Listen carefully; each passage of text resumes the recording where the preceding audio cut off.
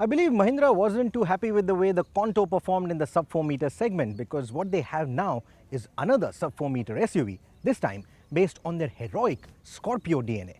The result is this, a tough utility vehicle. So tough that even Bahubali is going to endorse this. So tough that they say that this is inspired by a tank. Even the name has a very tough ring to it, as if it were fired out of a tank. It's called the TUV 300. Sorry sir, TUV 300 300. क्या? TUV 300. Not TUV. No. Okay, TUV 300 then. Let's take a look.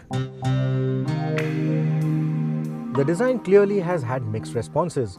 Many of you wrote to us on our social media calling the vehicle ugly, too boxy. Some of you even thought it looks like Mahindra's take on the Tata Movers. And to quite a few, it looked like a rebodied Conto. Design, as I always say, is a personal preference.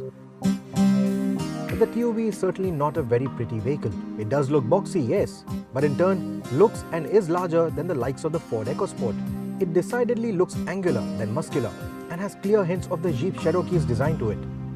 But it seems to have worked well. While the photos and video may not do justice to it, it does manage to attract a lot of attention on the road.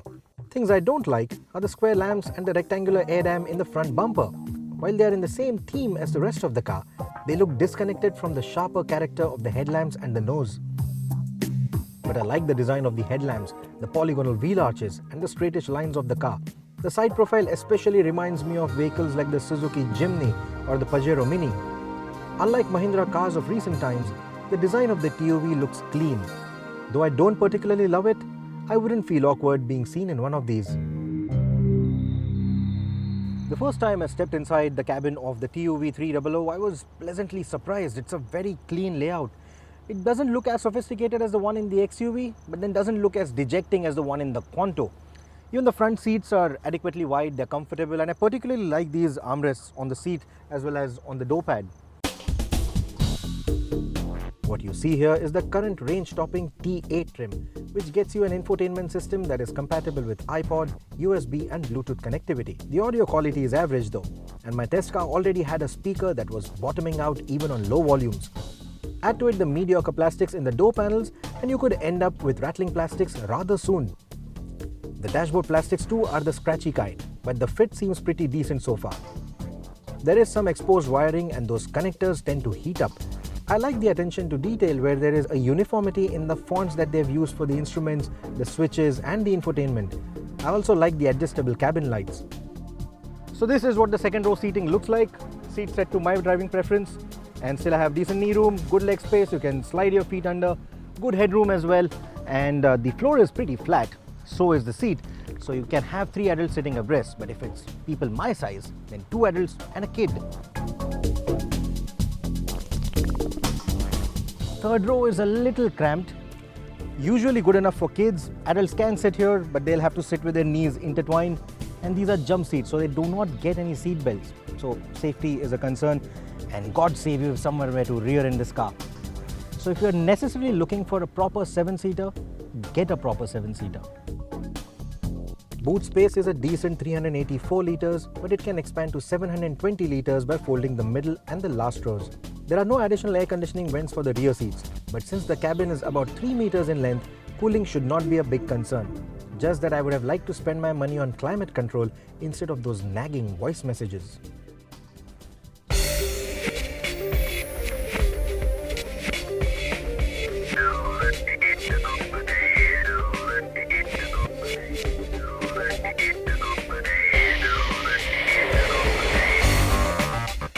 The boxy design has lent a very nice visibility to the entire cabin. You can see the whole bonnet in front of you, so that gives you a good judgment of the width of the car. And this is a very wide car. You also get this really nice commanding view of the road. In fact, I'm sitting almost as tall as the driver in that Land Cruiser in front of me. So that's pretty tall. That is because the TUV is a tall vehicle. The 191mm ground clearance doesn't sound like much for an SUV though. So when I reviewed the new Scorpio a little while back, Mahindra had hinted that there was a new sub 4 meter SUV coming. They also told me that they had clearly demarcated their urban markets from the rural ones. The urban markets would get vehicles with monocoque chassis construction. The rural ones would continue to use the ladder frame chassis constructions. So it was only natural to believe that the new sub 4 meter SUV, which is the TUV, would ideally have a monocoque chassis because you already had the Conto and the Bolero to do the rural duties. But surprisingly, the TUV rides on a ladder frame configuration. There is a fair amount of rigidity, but the body roll needed a bit of more control, and that would have made this car truly sublime. The short wheelbase and the tall body make for an unnerving drive in the ghats.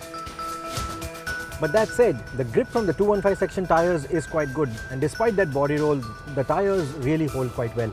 The only little problem is, these are the Seat Czar tires. Now I have tested them in the past. The mileage or the life of the tire is quite good, but the tread pattern is the all-terrain type. So if you want to take the vehicle off-road to your farmhouse or through a little bit of slush, you don't necessarily need a 4x4. The tires perform really well. But on concrete surfaces, they can be a little bit of a compromise because the grip levels are not that great on concrete or rough tarmac. Ride quality is good and the suspension soaks in most of the undulations, bumps and potholes. But on sharper bumps or even on the slightest of undulations at over 100 km an hour, it sends plenty of jitters into the cabin. The shocks aren't sharp, but there are plenty of vibrations in the seat, the pedals and the steering wheel, as if it were some sort of a massaging function. At the heart of the TUV 300 is a 1.5 litre 3-cylinder motor. It belongs to the M-Hawk family, the same engines that you get inside the Scorpio or the XUV 500. But this is a 3-cylinder configuration, like I said, and because of that you have that 3-cylinder burble, and at idling RPM that engine tends to sound a little harsh. Get rolling and the oiler smoothens out. The noise insulation seems pretty decent for city speeds. Over 80 km an hour though, wind noise starts creeping in, and those pedal vibrations I spoke about at about 100 km an hour. This engine comes with two 5-speed gearbox options, a manual and an automated manual or AMT. The tuning for the manual transmission manages to extract about 85 PS out of this engine. The AMT brings it down to about 81 PS. However, for both the configurations, the torque output remains the same, a healthy 230 Newton meters. Mahindra says that out of this 230, 187 is available from as low as 1100 RPM thanks to the two-stage turbocharging. 1100 RPM. So what you get is an amazing low-end and mid-range torque. Even if you were to scale flyovers or ghats with a full house, the engine won't break a sweat despite its small size. Fuel economy will go for the toss though. The TUV steering has a nice feel to it in terms of feedback as well as the way you hold it. It's got these nice bolsters so you can keep your hands in the classic 10-10 position. And the tuning or the feedback, it's a little on the heavier side, stiffer side, so it may not be to everybody's taste, but then it doesn't feel over-assisted like you have in the EcoSport. So between the two, I think I'd prefer the steering setup of the TUV over the EcoSport. So ideally, you need to be gentle with this tough vehicle to avoid any unnerving behavior from it. It showcases its toughness well with everything that the Indian road conditions throw at it. And in that sense, it has an upper hand over the other compact crossovers or the cross-themed hatchbacks from its segment. The TUV 300 then has quite a few likable characteristics and also manages to attract a lot of attention. But how much of that is really going to convert into sales, I'm not too sure. But what you have in the TUV is a more robust alternative to the Conto and a more urban and upmarket looking vehicle than the Bolero. And that is the TUV's appeal.